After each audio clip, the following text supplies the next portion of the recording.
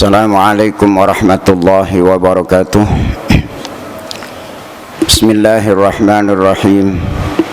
Alhamdulillahi rabbil alamin. Wassalatu wassalamu ala sayyidina wa maulana Muhammadin sallallahu alaihi wasallam wa ala alihi wa ashabi ajma'in. La hawla wa la quwwata illa billahil aliyil azim. Allahumma alhimna ilman afqahu bi awamiraka wa nawahika warzuqna faman na'lamu kaifa nunajik ya arhamar rahimin. Allahumma nakrimna bi nuril fahmi wa nakhrijna min dhulumatil wahmi waftah lana abwaaba rahmatika fa ya arhamar rahimin. Wa bis sanadil muttasil ma'alif hadzal kitab syaulillahi lahumul fatihah. A'udzu billahi minasyaitonir rajim. Bismillahirrahmanirrahim. Ar-Rahmanir Rahim. Maliki yaumiddin. Iyyaka na'budu wa iyyaka nasta'in. Ihdinas siratal mustaqim. Siratal ladzina an'amta 'alaihim ghairil maghdubi 'alaihim waladdallin. Jemaah yang dimuliakan oleh Allah, sebelum saya memulai, terlebih dahulu seperti biasa mengingatkan kepada Bapak dan Ibu sekalian yang berada di Masjid Raudhatul Jannah Islamic Center, kita sama-sama menunggu sampai waktu Isya. Marilah kita niati dengan niat i'tikaf agar supaya kita sekalian mendapatkan pahala dari Allah Subhanahu wa taala. Bismillahirrahmanirrahim. Nawaitul i'tikaf fi hadzal masjid sunnatan lillahi taala. Baik, para jamaah, silakan dibuka Al-Quran surat Al-Baqarah ayat 184. A'udzu billahi minasyaitonir rajim. Bismillahirrahmanirrahim. Syahrul Ramadan alladzi unzila fihi al-Qur'an hudan lin-nasi wa bayyinatin minal huda wal furqan. Faman syahida minkumus syahra falyasum wa man kana maridan aw ala safarin fa'iddatun min ayyamin ukhra. Yuridullahu bikumul yusra wa la yuridu bikumul usra walitukmilul iddata walitukabbirullaha ala ma hadakum wa la'allakum tashkurun. Syahrul Ramadan alladzi unzila fihi al-Qur'an. Seringkali kita di dalam Al-Quran melihat kata-kata nazala, unzila, nuzulan. Ini mempunyai arti tersendiri. Di dalam surat Al-Baqarah ayat 184 ini dijelaskan syahrul Ramadan alladzi unzila fihi al-Qur'an. Syahrun merupakan kata Arab yang artinya itu mencabut dengan secara serentak. Artinya datangnya bulan suci Ramadan itu seakan-akan kita melolos pedang, menarik pedang dari kerangkanya, berhenti semua kemauan hawa nafsu. Datangnya bulan suci Ramadan, baik nafsu yang keluar dari penglihatan kita, pendengaran kita, semuanya total untuk ibadah kepada Allah Subhanahu wa taala. Itu kata-kata syahr. Ramadan keluar dari kata-kata ramad, ay syiddatul har, sangat panas. Maka kalau seringkali mendengar satu hadis, la khulufu fammis shaim atyabu indallahi mir rihil misk. Sesungguhnya bau mulut orang yang sedang puasa itu lebih wangi menurut Allah dibanding dengan lengan misik, dengan minyak misik. Artinya apa? Karena pembakaran di dalam perut kita ini, maidah, pencernaan ini kosong, yang akhirnya baunya itu menguap ke mulut. Maka kebanyakan bau yang seperti ini habis zuhur. Tetapi jangan kita pergunakan untuk berkata-kata dengan sesama. Insya Allah akan membuang muka karena bau mulutnya. Jadi dengan siapa? Dengan yang senang baunya mulut kita pada waktu puasa. Siapa? Allah. Ajaklah berbicara Allah dengan apa? Baca Al-Quran. Ini akan lebih bagus, akan lebih senang. Syahrul Ramadan alladzi unzila. Kalau kata-kata unzila itu masdarnya khas kepada Allah. Artinya siapa yang menurunkan Al-Quran? Allah. Yang membawa siapa? Malaikat Jibril. Kata-kata unzila, kalau nazala insya Allah, itu maknanya kepada malaikat Jibril. Nazala bihi ruhul amin. Malaikat Jibril turun menghadap kepada Nabi Muhammad dengan membawa beberapa wahyu. Ini perbedaan ayat-ayat Al-Quran yang begitu indah. Satu kata saja makna, satu kata saja maknanya beda-beda.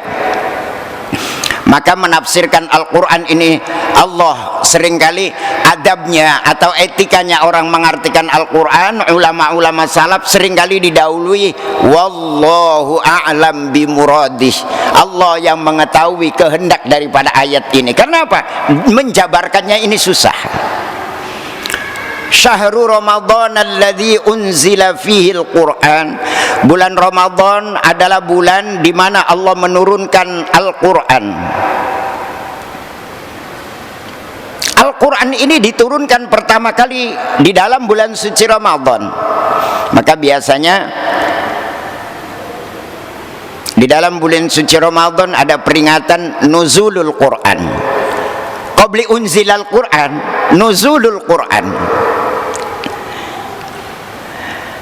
Karena di sini Al-Quran diturunkan kepada Nabi Muhammad berbeda dengan kitab-kitab yang lain. Al-Quran diturunkan kepada Nabi Muhammad dengan secara munajjaman, secara dicicil sesuai dengan kebutuhan Nabi Muhammad. Tetapi Taurat, Injil, Zabur diturunkan mujmalan, secara global. Nih, maka Nabi Musa disampaikan wa kallamallahu Musa taklima. Berbeda dengan Al-Quran. Maka ayat Al-Quran ini seringkali dipisah-pisahkan oleh ulama ahli tafsir.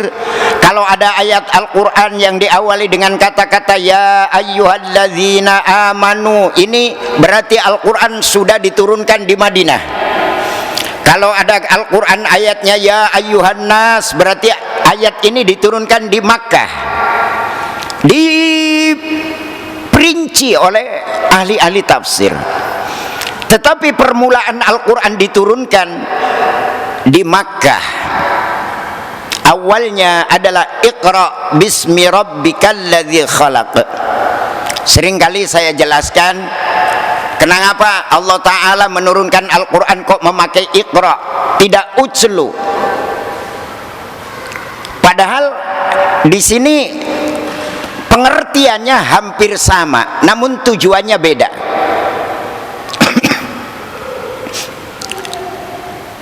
Allah tidak memerintahkan Nabi Muhammad utslu ma uhiya ilaik. Tidak. Iqra. Begitu Nabi Muhammad diperintahkan oleh malaikat Jibril untuk membaca Iqra, Nabi Muhammad mengatakan ma ana biqari'in, saya tidak bisa baca. Sehingga perdebatan para ulama di sini sangat banyak sekali. Masa secara akal, masa Nabi Muhammad orang Arab nggak bisa ngomong Arab? Ternyata kandungan Al-Quran dengan bahasa yang dipakai oleh orang Arab sangat jauh sekali, baik sastranya. Maka Nabi Muhammad mengatakan ma'ana biqari'in. Ada ulama yang mengartikan bukannya Nabi Muhammad tidak bisa membaca, tetapi kandungan kata-kata Iqra itulah yang lagi difikirkan oleh Nabi Muhammad. Berbeda dengan utslu ma uhiya ilaik, atau dengan masdarnya tilawah. Apa sih bedanya? Kalau tilawah itu kebanyakan kita orang muslim membaca Al-Quran yang tidak tahu arti. Itu namanya tilawah. Maka seringkali momen-momen kecamatan, kabupaten, provinsi, nasional, itu kalau Al-Quran diperlombakan keluar kata-kata tilawah, musabaqah tilawatil Quran. Ini sangat arif sekali. Apa arifnya? Mungkin para kori-kori ini bisa membaca Al-Quran dengan gaya lagunya, tetapi artinya tidak mengerti, maka dikatakan tilawah. Tetapi kalau kitab di kalangan pondok pesantren diperlombakan, tidak memakai tilawah, musabaqah qiraatil kutub, perlombaan membaca kitab.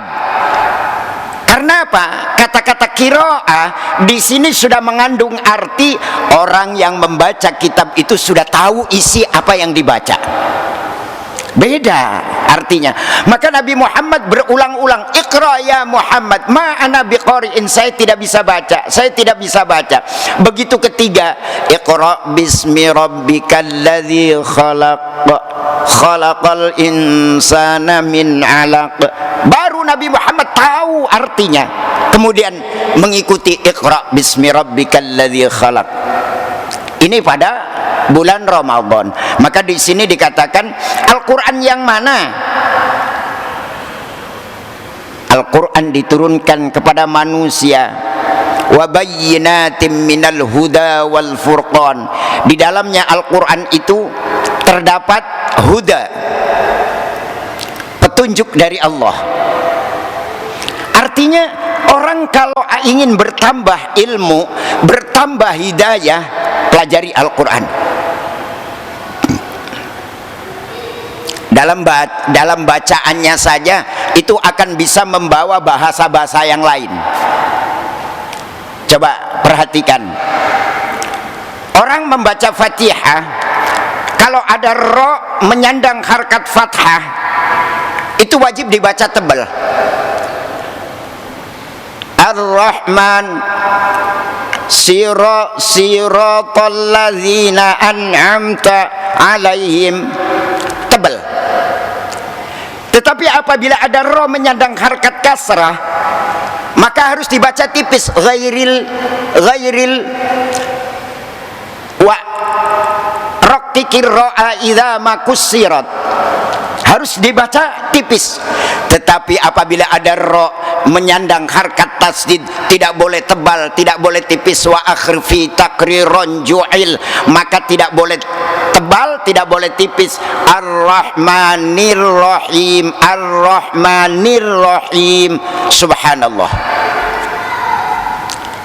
Ini baru satu harkat saja dalam membacanya, belum kepada lam jalalah. Wa fakhimil lama min ismillahi, apabila ada lam jalalah menyandang harkat fathah, maka dibaca tebal.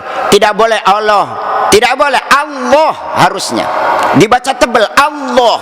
Wa fakhimil lama min ismillahi ka Abdullahi, loh, an fathin aw dhammin ka Abdullahi, Allah. Lalu ini orang-orang biasa zikir dikebut saja, lalu itu termasuk belum benar dalam membaca kalimat Allah, la ilaha illallah, sebab harus dibaca tebal. Allahu Akbar, Allahu Akbar, beda loh. Allahu Akbar dalam kitab tajwid, kitab Jazariyah mengajarkan seperti itu. Ro adalah menyandang harkat fathah, wajib dibaca tebal. Allah, tidak boleh Allah. Nah, maka Kanjeng Nabi Muhammad setelah mengetahui, oh ini Iqra bismi rabbikal ladzi khalaq, Al-Quran mana? Hudal linnasi wa bayyinatin minal huda wal furqan.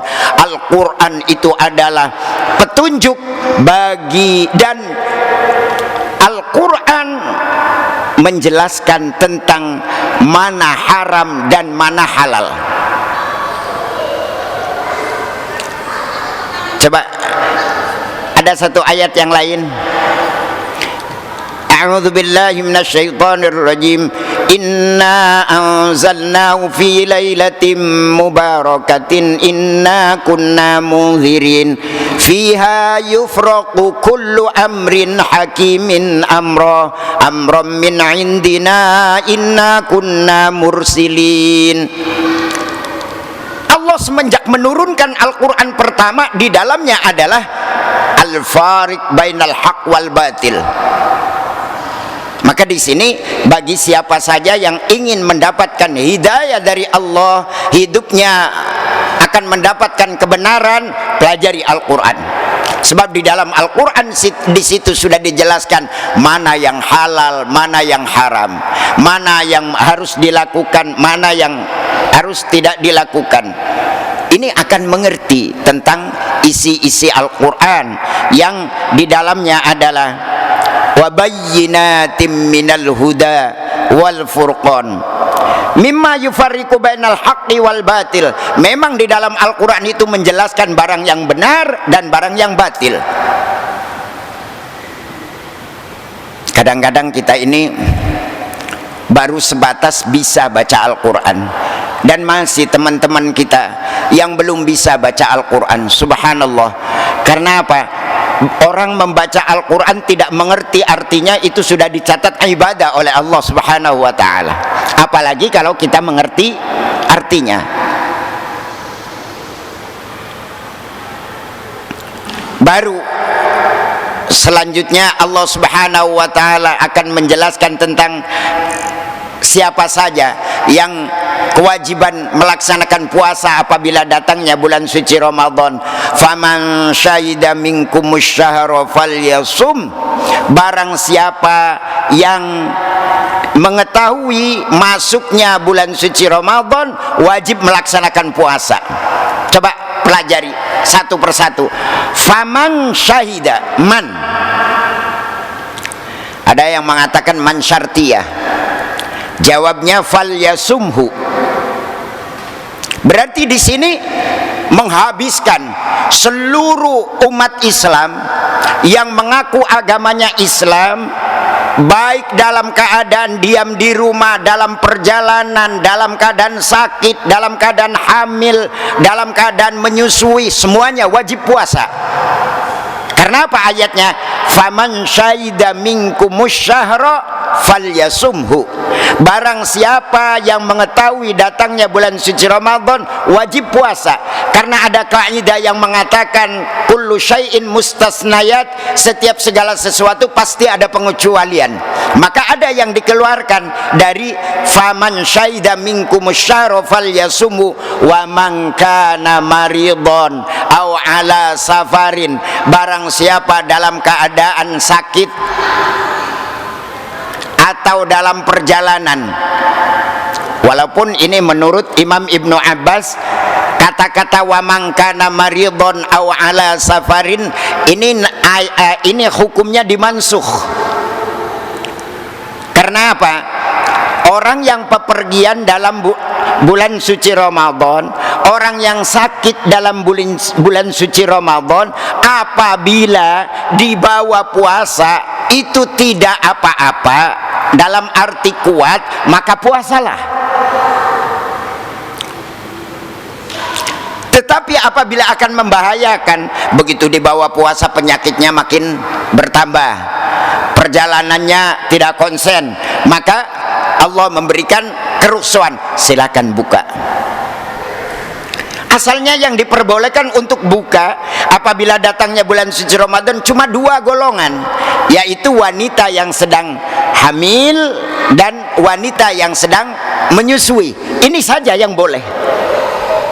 Tetapi orang yang sedang sakit, orang yang dalam pepergian, itu awalnya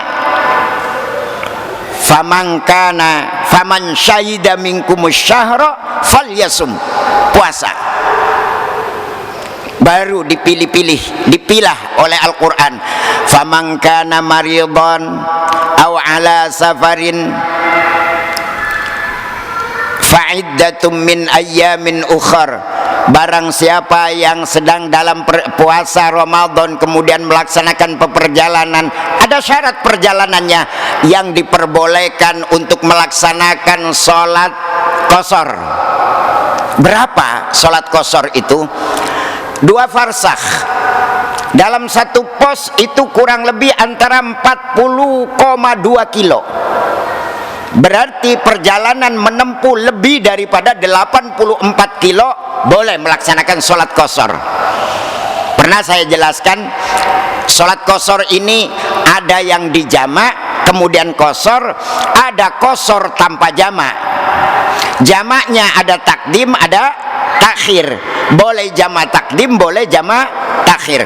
Jadi misal kita berangkat dari Indramayu ke Jakarta, pas habis sholat zuhur di Islamic Center, kemudian berangkat ke Jakarta sampai Cikampek masuk asar, maka kita ini akan menempuh perjalanan lebih daripada 2 farsakh, lebih daripada 84 kilo. Sampai di Cikampek istirahat di rest area, sholatlah asar 2 rakaat.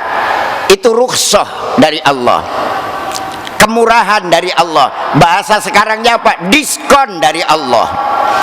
Masya Allah, pasar swalayan kalau membuka diskon ngantri. Allah memberikan diskon, nggak ada yang mengambil. Subhanallah.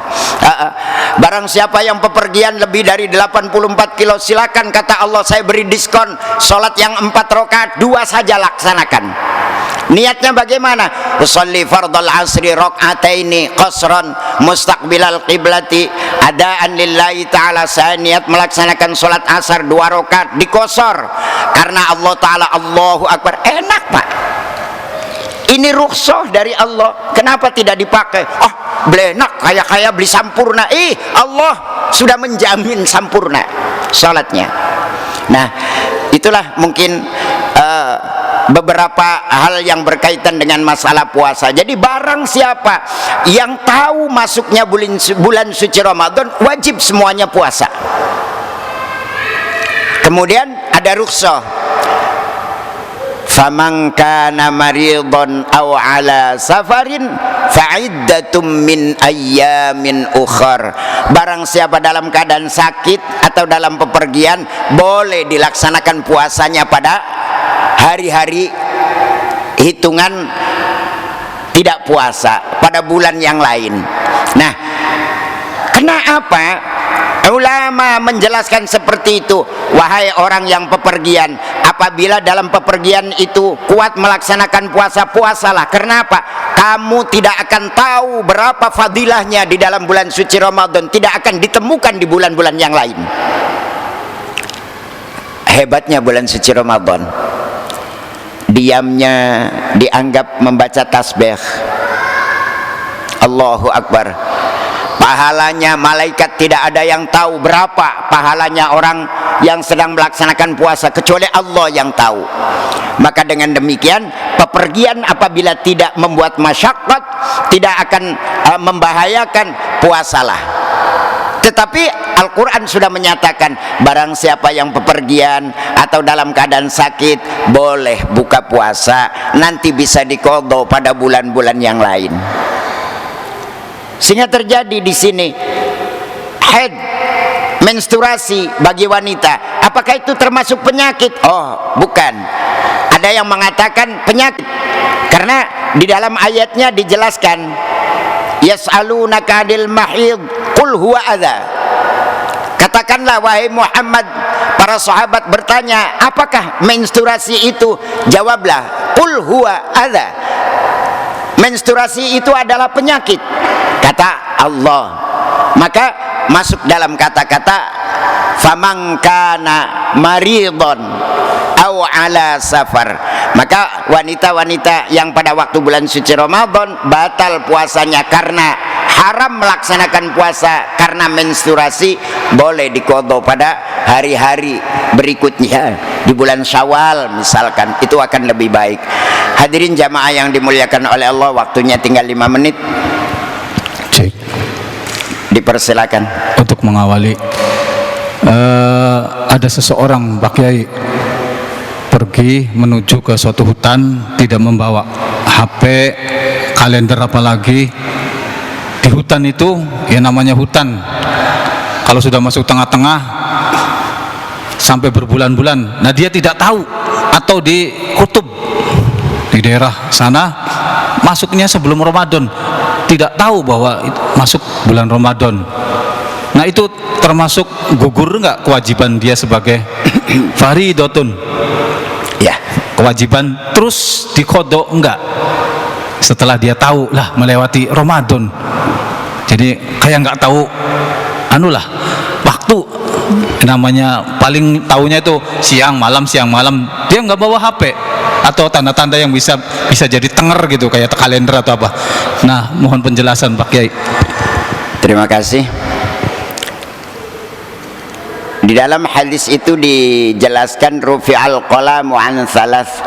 Allah mengangkat catatan amal manusia itu ada 3. Termasuk di dalamnya adalah orang yang lupa.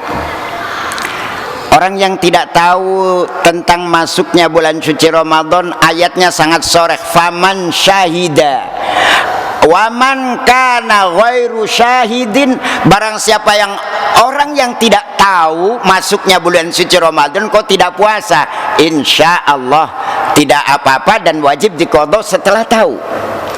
Begitu tahu, keluar dari hutan setengah bulan, ya Allah ini sudah masuk bulan puasa, saya tidak puasa setengah bulan, fa'iddatum min ayyamin ukhar, maka qadalah pada bulan-bulan dan hari-hari yang akan datang.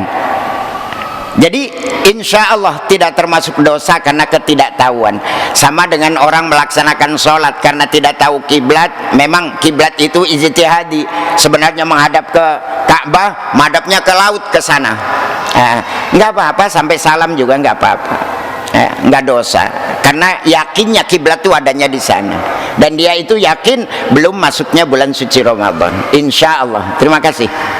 Monggo.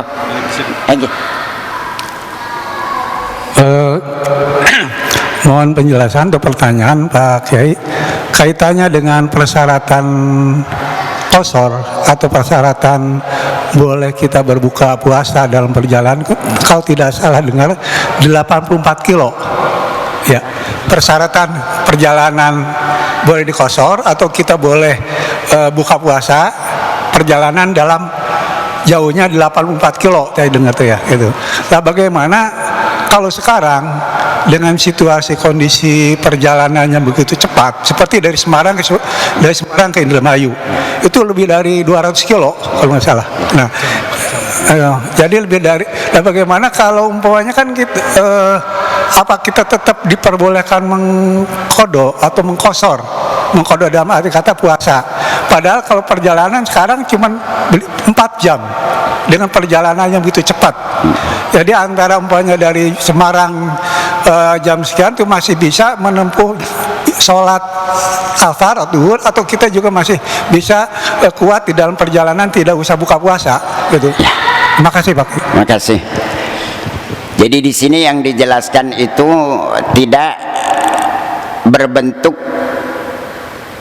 kecepatan perjalanan. Kitab menjelaskan, Al-Quran menjelaskan bahwa yang diperbolehkan melaksanakan sholat qashar itu adalah orang yang menempuh perjalanan 84 kilo. Mau ditempuh 1 jam, mau ditempuh 3 jam, itu adalah rukhsah bagi orang yang melaksanakan perjalanan lebih dari 84 kilo. Namun ada syarat Pak, perjalanannya itu tidak akan maksiat. Misal, maaf, ada orang berangkat ke Jakarta mau menghadap ke menteri, tujuannya apa? Mau melengsarkan seseorang di daerah, itu termasuk maksiat, nggak boleh qashar. Berarti itu maksiat yang seperti itu. Artinya tidak akan melaksanakan maksiat. Bahkan ulama berbeda pendapat, bagaimanakah kalau kita mau melaksanakan rekreasi, bolehkah qashar? Rekreasi itu bagian daripada maksiat atau siru fil ardi fayanzuru kaifa kana aqibatul ladzina min qablikum, atau kita akan i'tibar ya, tadabbur. Nah, ini ulama berbeda pendapat. Maka saya seringkali kalau rekreasi saya tidak pernah jamak qashar Pak. ada saja, karena khawatir di sini adalah khilaf ulamanya. Jadi itulah punten, perjalanannya tidak dihitung kecepatannya, tetapi yang dihitung adalah jaraknya, Pak.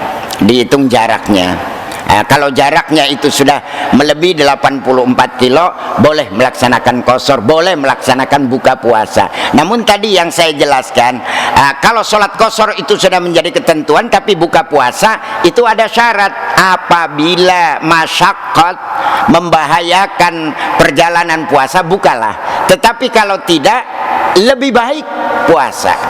Begitu. Terima kasih, Pak. Terima kasih. Ya, monggo, monggo. Umpamanya dalam jamaah takdim, saya pulang dari Bandung dalam perjalanan ke Indramayu, lah kemudian sembahyang maghrib di Sumedang. Ya. Lah apa boleh jamaah takdim isya ke maghrib? Itu. Makasih. Terima kasih. Ini ada dua pendapat. Kalau sekiranya kita ini ke tempat tujuan masih ada waktu sholat yang dikerjakan, yang ditarik ke depan, maka akan lebih baik kita laksanakan sholatnya ada. Ini kaul yang pertama, Pak. Kaul yang kedua, mutlak. Apakah kita sampai tempat itu masih ada waktu atau sudah habis waktu, maka laksanakan jamak. Jamak takdim isya dibawa ke maghrib, atau maghribnya dibawa ke isya, dinamakan jamak takhir. Tetapi kalau maghribnya, isyanya itu dibawa ke maghrib, maka itu diperbolehkan menurut kaul yang kedua, versi yang kedua. Tetapi versi yang pertama, oh jangan. Karena apa? Kita sampai di rumah masih ada waktu isya, bahkan isya baru sudah sampai di tempat, laksanakan sholat isya nanti di tempat. Maghribnya saja laksanakan dengan secara ada. Itu ada dua versi saya pelajari, Pak. Terima kasih, Pak. Nggih. Masih benten waktunya? Masih. Monggo, monggo. Monggo.